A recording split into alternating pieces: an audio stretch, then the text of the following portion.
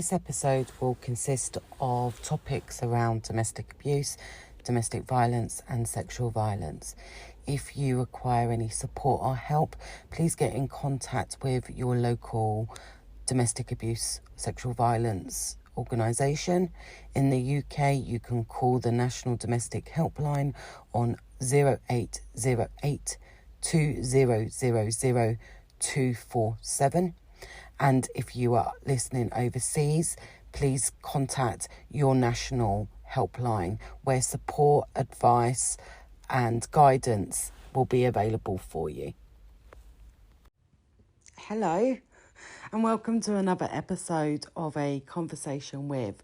This week we are going to discuss the impact of domestic violence and children, or domestic violence within a family home, and the impact that that has on, understandably, the victim that is subject to the abuse, but also anybody that is living in the home, mainly children. So we're going to be looking at the topic of family and domestic violence and how we as practitioners can support those children with the trauma that they will be experiencing.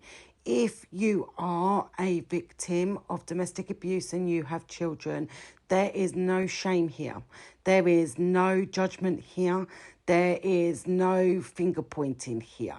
If you feel that you need support, please reach out. There are a number of agencies that will help you, that will help your child. But hopefully this podcast will just highlight a number of things. I think that when we're wanting to understand domestic and family violence, we have to remember the core concepts of what domestic abuse is about. And we know that it's about power and control and the tactics that a perpetrator will use, such as coercive control, that intimidation, that fear, that power. We have to remember that children are also experiencing exactly what the adult is. Now, as an adult, if we don't understand what's going on, if we're not aware that our relationship is abusive or it is causing issues, then we have to be aware that children don't have words or understanding of what's going on. And so what often comes to mind for me is, imagine living in a climate of fear and what that does to yourself, and to think about children or your child living within that climate of fear. And so that lens then gives us another way of looking at how domestic and family violence will impact on children. So how does it impact on their development? How does it impact on their social well-being? How does it impact on their mental health? And so when you start to see children's behaviour, often we can jump to individual explanations around that. We can be quick to pathologise. We can be quick to say that they're delayed. We can be quick to say that they've got ADHD or ADHD or autism, and that may be true. That may actually be what is happening.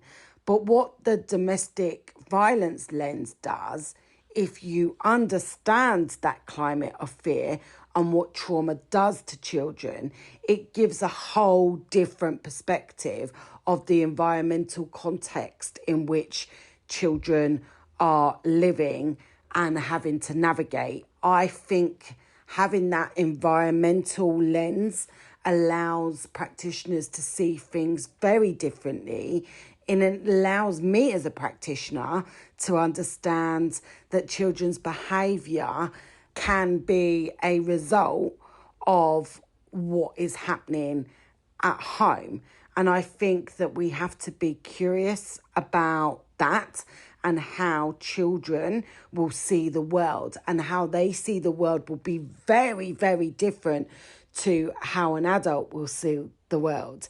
And so we have to take a step back and put ourselves in what it was like to be a child. If you are old like me, then that I have to go way back in my brain to be able to understand what a child could be feeling. And actually, being a little bit vulnerable here, I am a victim of childhood domestic violence. I saw my mother be in relationships that were not good, and I witnessed a lot of violence towards her. And as a child, how I had to, I remember having those feelings of panic and fear about what I'd be coming home from school to.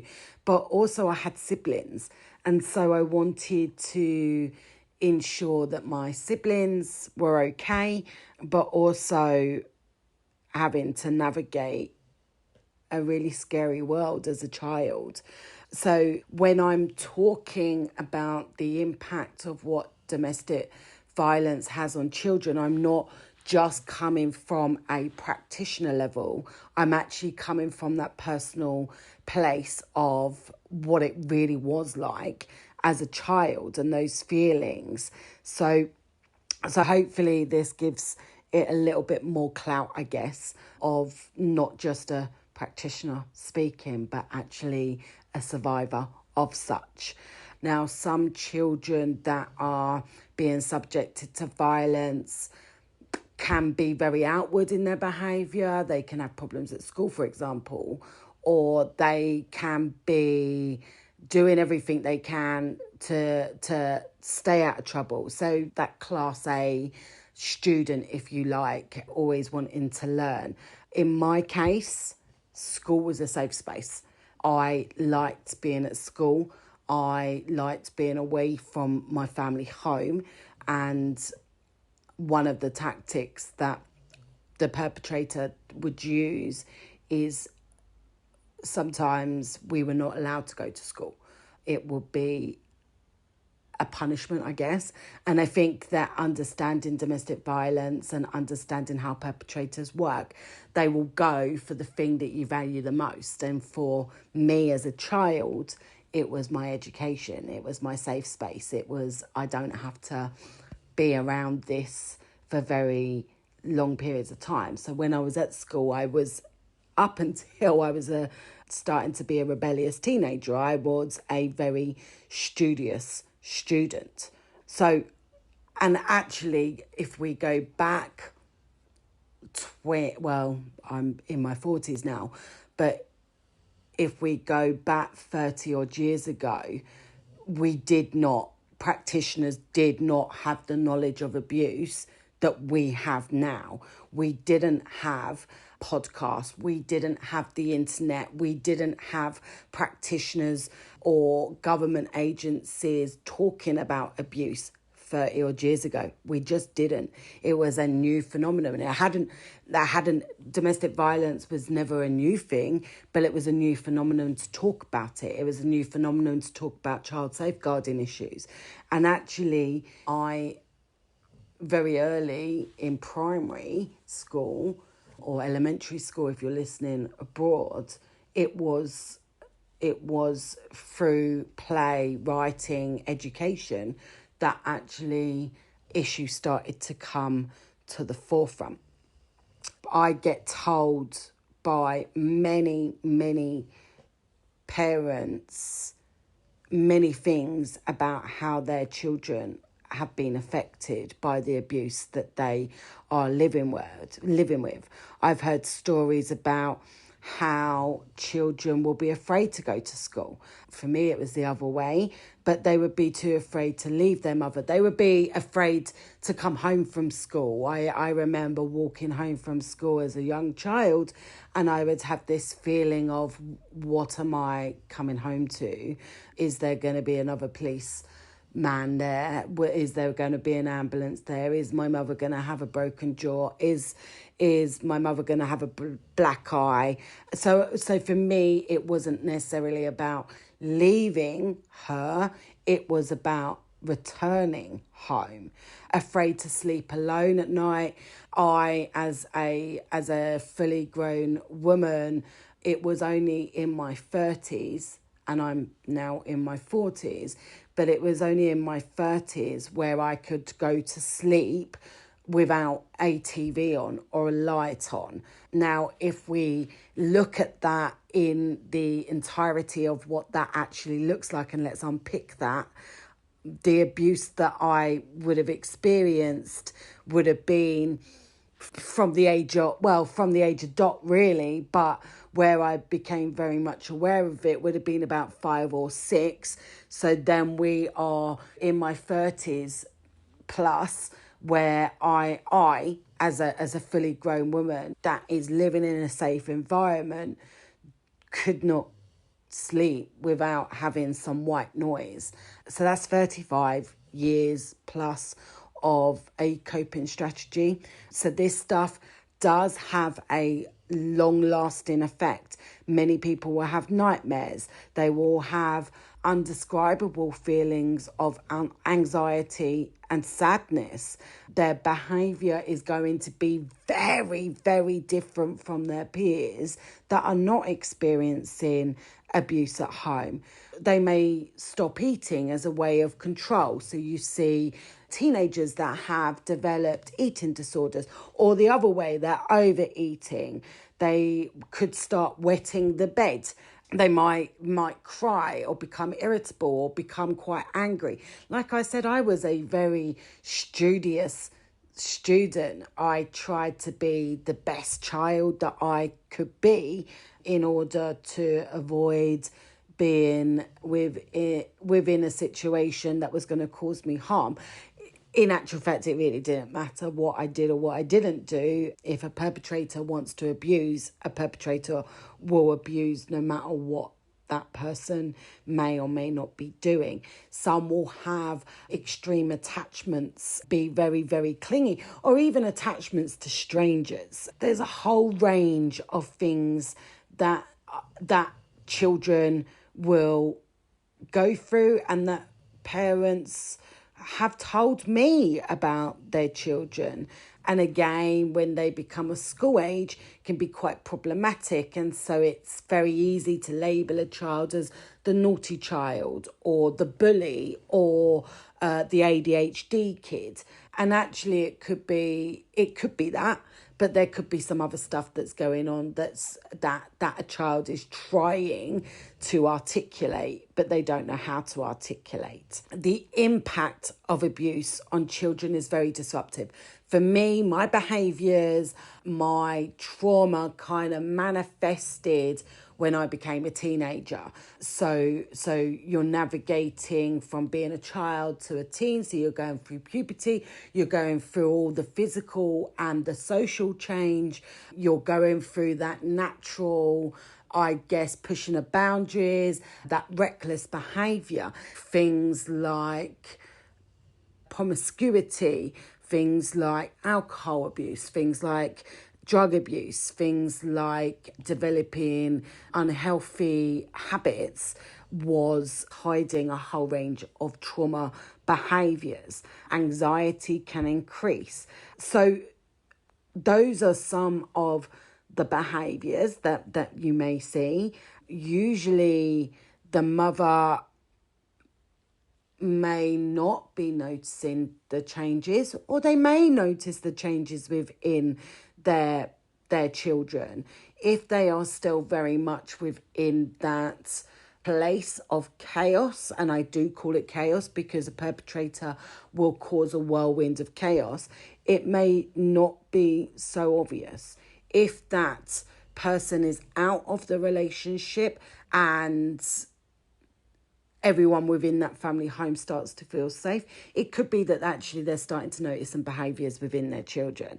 The mother is wanting to protect her children from that violence, which can be very, very difficult when the perpetrators, often men, are exercising that coercive control.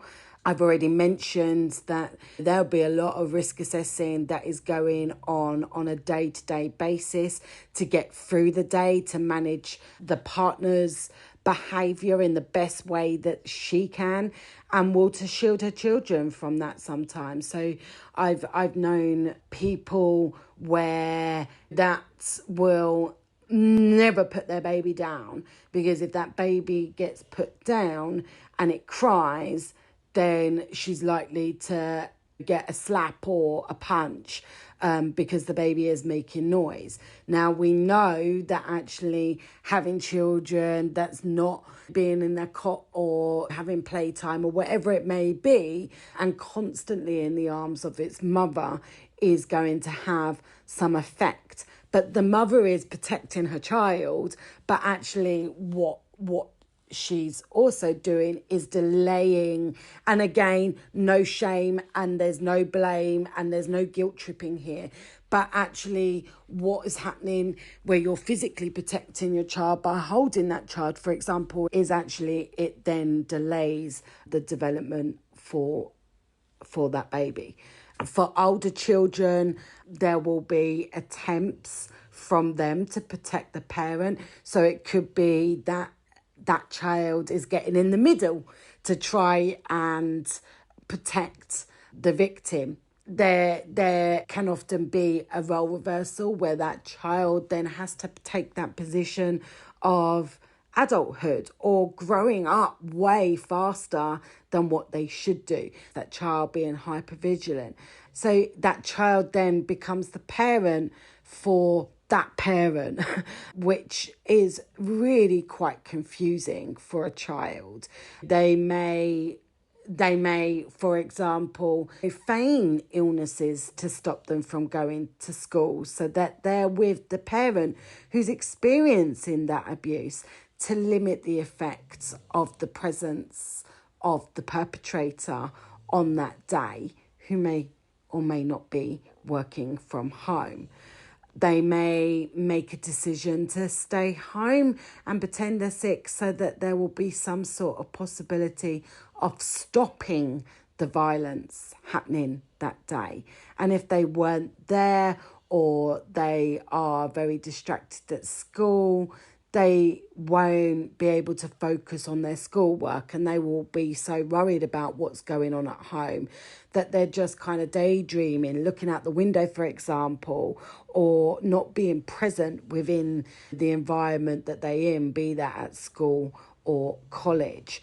It could, and I think that we see it quite a lot, that young boys, when there's conflict, will lash out, and they may mimic some of the behaviour and the violence that they've seen from often the male perpetrator, even though, again, very confusing, they really talk and actually really hate what is going on at home, but then they're mimicking the behaviours of what's happening there. So it's a really, really confusing time. I guess that what is that I pick up on a lot of children that are incredibly good at responding within their environment and very good at connecting the dots and understanding what they're seeing. They may not fully understand what it is, but children very quickly seem to grasp the ideas of safety and fairness and what's okay and what's not. But they also have these really complex dilemmas of love, going back to Stockholm Syndrome. Their parents, usually both of them, but they don't necessarily like all the behaviours that they're experiencing and seeing at home, or the parent when they visit their new home if there's been a separation. I guess it's pretty evident that their experience of exposure to abuse and harm is often just like being in it themselves. They take it upon themselves and they feel very responsible for what's going on. They blame themselves. If I was a good child, if I did this, if I did that, then this wouldn't happen. Again, this merry-go-round that children, and not just children, but victims go round on a daily basis. Children will link themselves to that, even if they are not directly the target. But children are really clever and really developed and have developed really clever skills and abilities to keep them and their siblings safe and to manage situation and know if it's safe to talk to someone or not, and find refuge in really small spaces of their lives. And they're really good at bouncing back from those situations. I guess that the word is resilience, that through incredible harm, they develop incredible resilience. It is a lot. It is a lot. And if this is bringing up some stuff, please reach out, because you're not alone. And if I have any wisdom that I can impart, people can use their experiences for good. And there is hope.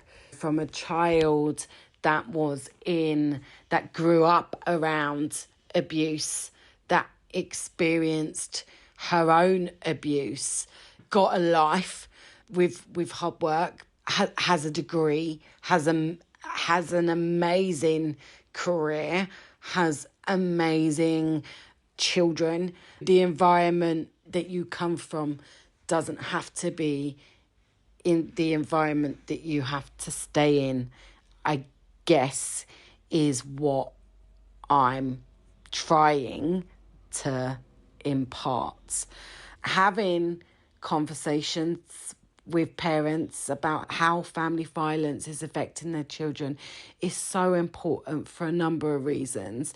It can highlight that the relationship is abusive if the victim is unaware that they are in an abusive relationship.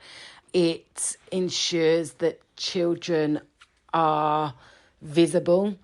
It provides a foundation for collaboration around responding to children's mental health and social and emotional well-being.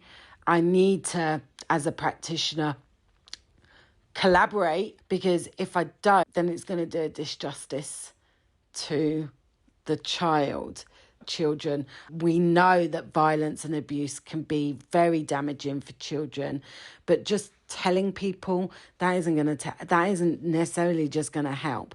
We have to be child focused and we have to be child inclusive.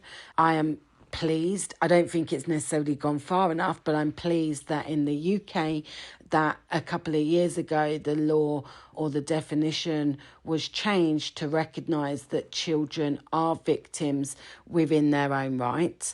I don't think it goes far enough, because the law is 16 and 17-year-olds, but what about the 15 and the 14? But it is a step in the right direction. So, yeah, this bit heavy, I think. Please, there is no shame. Please don't blame yourself. It is important to get support and help. We have to take the responsibility of the victim to the perpetrator. If the perpetrator was not perpetrating abuse, then your children or your child would not be having the effects of what is going on through the trauma. So being in that position where you're blaming yourself for where your child's at and what your child is doing is not is not the truth. And we as practitioners across the board need to remember that actually the reason why the victim is in our orbit is because of what somebody else has done to them, not for what they've done to themselves. I think that we see it quite often. It's not a criticism of an individual social worker, but I think that the system that we've got here in the UK, I think we have higher expectations of parenting for mothers than we do with fathers. And often it is the mothers that are experiencing abuse. I will see a mother where the expectation is that they have to do this course or they have to do that course or they have to jump through a number of hoops in order to meet the expectations of services. But actually, do we ask the same of the perpetrators, which often be fathers? Are we asking the fathers to take responsibility and accountability for the abuse that he is directing to his partner and to his children? And I think that we expect mothers who have been exposed to violence and abuse to take complete responsibility for what's happening to the child. And I think that is wrong. And I categorically think that that is wrong. And I don't think we should be, as mothers, taking complete responsibility for what's happening to the child on ourselves. We have that responsibility has to be shared, and we have to decrease the responsibility for what she's taken on herself. And we need to talk about that. And I think we need to have open discussions, which can be quite challenging at times, to be able to redirect the conversation back on the perpetrator. There is support out there for children. There's a number of programs, recovery tools that you can use with your children. And if you want to know more about that, speak to your local agency where there may be some children work that they develop or have developed within their own service. So, yeah, I felt I really wanted to kind of just share a little bit about that. I could go on and on and on, but I think that we've got a bit of a flavour of what's happening here. So thank you for listening. Take care of yourselves, and I shall be with you again soon. And you've just listened to this week's episode. I hope that you've enjoyed the conversation this week. Feel free to like, share, subscribe so you don't miss out, and I'll see you next time.